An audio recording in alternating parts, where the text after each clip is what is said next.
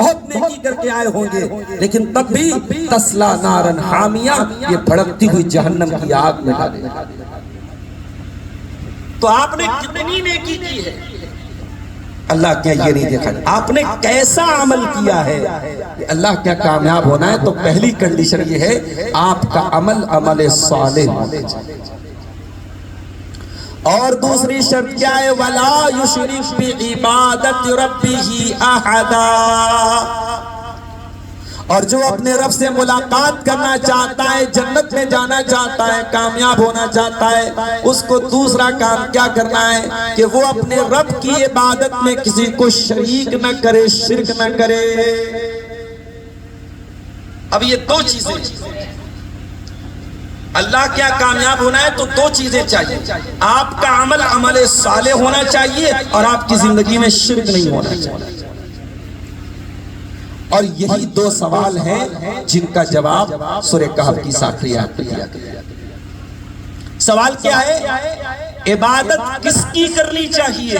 جواب دیا گیا کہ عبادت صرف اللہ کی کرنی چاہیے۔ اور سوال ہے کہ عبادت کیسی کرنی چاہیے؟ تو جواب دیا گیا کہ عبادت ویسی کرنی چاہیے جیسی رسول نے بتائی ہے، عمل ویسا کرنا چاہیے جو اللہ اور اس کے رسول کی نظر میں نیک ہو۔ تو عبادت کس کی؟ عبادت صرف اللہ کی، اور عبادت کیسی؟ عبادت رسول کے جیسی۔ یہی دو سوال ہیں جن کا جواب سورہ کہف کی آیت میں ہے۔ مسلمان کلمہ پڑھتا ہے، کلمہ شہادت جس کے پڑھے بغیر کوئی اسلام کے اندر داخل نہیں ہو سکتا، جو اسلام کا پاسپورٹ ہے۔ اسلام میں داخل ہونے کے لیے پاسپورٹ کیا ہے؟ اشہد ان لا الہ الا اللہ و اشہد ان محمد عبدہ و رسولہ۔ اس کلمہ شہادت کے اندر بھی انہی دونوں سوالوں کا جواب دیا گیا ہے۔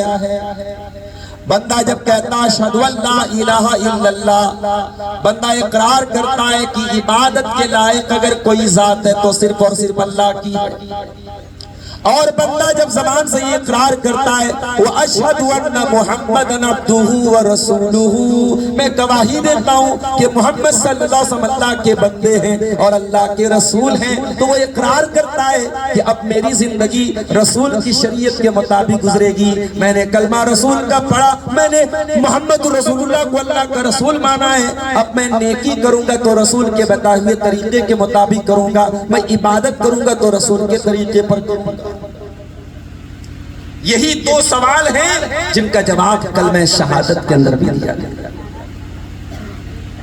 اور ایک بہت بڑے عالم گزرے ہیں علامہ ابن تیمیہ رحمۃ اللہ علیہ، ان کا تو کہنا ہے کہ یہ دو سوال ایسے ہیں اس کے اوپر پورے دین کی بنیاد ہے، پورا دین قائم ہے ان دو سوالوں پر۔ جس نے ان دو سوالوں کو سمجھ لیا اس نے پورے دین کو سمجھ لیا۔ عبادت کس کی؟ عبادت صرف اللہ کی، اور عبادت کیسی؟ عبادت رسول کی جیسی۔ اچھا عبادت کیا ہے؟ عبادت کس کو کہتے ہیں؟ عبادت کہتے ہیں ہر اس عمل کو یا ہر اس چیز کو جو ہم اللہ کو راضی کرنے کے لیے کرتے ہیں۔ ہم نماز پڑھتے ہیں اللہ کو راضی کرنے کے لیے، روزہ رکھتے ہیں اللہ کو راضی کرنے کے لیے، زکوٰۃ دیتے ہیں اللہ کو راضی کرنے کے لیے، صدقہ خیرات کرتے ہیں اللہ کو راضی کرنے کے لیے، 5 لاکھ 4 لاکھ روپیہ خرچ کر کے حج کرتے ہیں اللہ کو راضی کرنے کے لیے، عمرہ طواف کرتے ہیں اللہ کو۔ جس قول اور عمل سے اللہ کو راضی کیا جائے that is called عبادت، اس کو عبادت کہا جاتا ہے۔ اور یہ عبادت یہ ہماری زندگی کا مقصد ہے۔ اللہ نے ہمیں پیدا کیا ہے اپنی عبادت کے لیے۔ وَمَا خَلَقْتُ الْجِنَّ وَالْإِنسَ إِلَّا لِيَعْبُدُونَ، اے میرے بندوں میں نے جنات اور انسان کو اپنی عبادت کے لیے پیدا کیا ہے۔ اے میرے بندوں، تمہاری تخلیق کا مقصد، تمہاری کریشن کا پرپس، تمہاری سرشٹی کا ادیشیہ ہے کہ تم اللہ کی عبادت کرو۔ تم اسی لیے دنیا میں بنائے گئے ہو، پیدا کیے گئے ہو، تمہارا کریشن ہوا ہے کہ تم اللہ کی عبادت کرو۔ کتنا نادان ہے وہ انسان، وہ دنیا میں سارا کام کر رہا ہے لیکن اپنی پیدائش کا جو مقصد ہے وہی کام نہیں کر رہا ہے۔ وہ کھا بھی رہا ہے، وہ پی بھی رہا ہے، وہ اللہ کی آکسیجن میں سانس بھی لے رہا ہے، وہ اللہ کی زمین کے اوپر گھر مکان بھی بنا کے سو رہا ہے، وہ اللہ کے آسمان کے نیچے زندگی گزار رہا ہے، اللہ کی نعمتوں کا مزہ لوٹ رہا ہے۔ اور کتنا بڑا حرام خور اور کتنا بڑا نمک حرام ہے اور کتنا بڑا ناشکرا ہے کہ اس اللہ کا نام 24 گھنٹے میں وہ ایک بار بھی لینے کو تیار نہیں۔ اسی لیے اللہ قرآن کے 30ویں پارے میں گھوڑے کی قسم کھاتا ہے، وَالْعَادِيَاتِ ضَبْحًا فَالْمُورِيَاتِ قَدْحًا فَالْمُغِيرَاتِ صُبْحًا فَأَثَرْنَ بِهِ نَقْعًا فَوَسَطْنَ بِهِ جَمْعًا۔ قسم ہے ان گھوڑوں کی جو دوڑتے دوڑتے ہانپ لگتے ہیں، قسم ہے ان گھوڑوں کی جب دوڑتے تو ان کی ٹانپوں سے چنگاریاں نکلتی ہیں، قسم ہے ان گھوڑوں کی جو دشمن کی فوج کے اوپر صبح سویرے حملہ کرتے ہیں، قسم ہے ان گھوڑوں کی جب وہ حملہ کرتے ہیں تو ان کے حملہ کرنے کی وجہ سے گرد و غبار اڑتا ہے اور وہ دشمن کی سب میں جا کے بیچوں بیچ حملہ کرتے ہیں۔ ان الانسان لربہ لکنود،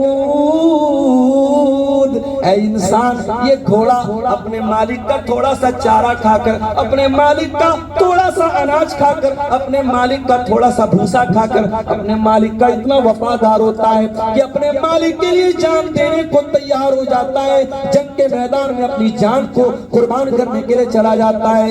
اے انسان تیرا رب تو ہر پل تجھے اپنی نعمتوں سے نواز رہا ہے، تیری زندگی کی ہر سانس اس مالک کی دی ہوئی ہے، تیرے دل کی ہر دھڑکن اس مولا کی دی ہوئی ہے۔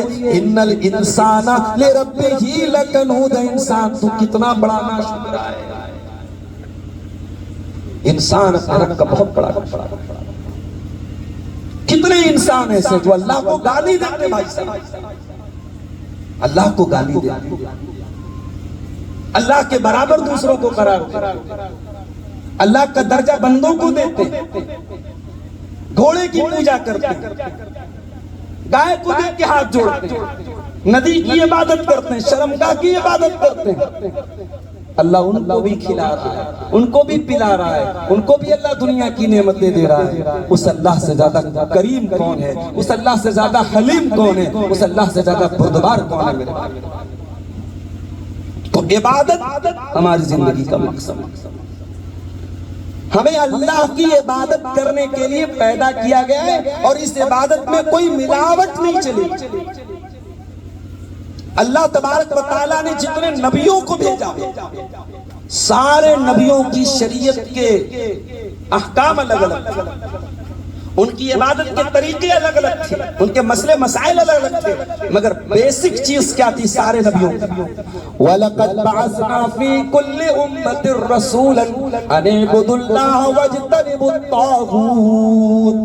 ہر امت میں ہم نے رسول بھیجا اور یہی حکم دے کر کے بھیجا کہ صرف اور صرف اللہ کی عبادت کرو اور طاغوت سے بچو، غیر اللہ کی عبادت سے بچو، اللہ کے علاوہ کسی اور کی عبادت نہ کرو۔ اور اسی کا نام توحید ہے، صرف اللہ کی عبادت کرنے کا نام توحید ہے۔ اور توحید کی اپوزٹ، توحید کا الٹا کیا ہے بولو بھائی؟ شرک۔ توحید ہماری زندگی کا مقصد ہے اور شرک اللہ کے نزدیک سب سے بڑا ہے۔ اللہ بہت معاف کرنے والا ہے، بڑا کریم ہے، بڑا رحیم ہے، قرآن اللہ کی رحمت سے بھرا پڑا ہے، لیکن وہی اللہ جو اتنا کریم اور رحیم ہے، جب مسئلہ شرک کا آتا ہے، جب اللہ کی عبادت میں کوئی پارٹنر بناتا ہے کسی کو، تو اللہ جلال میں آتا ہے اور اللہ کیا کہتا ہے؟ ان اللہ لا یغفر ویشرک بہ ویغفر ما دون ذلک لمن یشاء۔ اے میرے بندو ہم شرک کو معاف نہیں کریں گے، شرک کے علاوہ کوئی اور گناہ تم کر کے آؤ گے، شرک سے چھوٹا کوئی گناہ ہے ہم معاف کر دیں گے، ہمارے پاس معافی کی گنجائش ہے، مگر شرک کر کے آؤ گے ہمارے پاس معافی کی کوئی گنجائش نہیں۔ انہو من یشرک باللہ فقد حرم اللہ علیہ الجنہ ومأواہ النار وما للظالمین من انصار۔ جو اللہ کے ساتھ شرک کرے گا اللہ اس انسان کے اوپر جنت کو حرام کر دے گا اور اس کو جہنم میں داخل کرے گا اور جہنم میں ہمیشہ ہمیشہ رہے گا اور کوئی اس کو بچانے والا نہیں آئے گا۔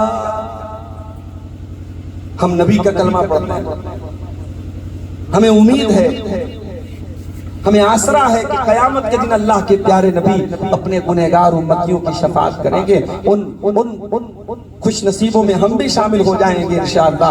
اللہ کے نبی ہماری بھی شفاعت کریں۔ مگر اللہ کے نبی کیا فرماتے ہیں؟ حضرت ابو ہریرہ نے پوچھا اللہ کے نبی سے، اے اللہ کے نبی من اسعد الناس بشفاعتک یوم القیامہ، اے اللہ کے نبی وہ کون سا خوش نصیب انسان ہے جو قیامت کے دن آپ کی شفاعت حاصل کرے گا؟ آپ نے فرمایا لقد ظننت یا ابا ہریرہ ان لا يسألنی عن هذا الحدیث اول منک، اے ابو ہریرہ مجھے پتا تھا، مجھے یقین تھا یہ سوال اگر کوئی کرے گا تو ابو ہریرہ کرے گا، کیونکہ ابو ہریرہ حدیث کا چاہنے والا ہے، حدیث کا پڑھنے والا، حدیث کا سیکھنے والا، حدیث کو پھیلانے والا، حدیث کا بیان کرنے والا ہے۔ دعا کرو اللہ ہم سب کے دلوں میں بھی اپنے رسول کی حدیثوں کی محبت پیدا کرے، حدیث کا چاہنے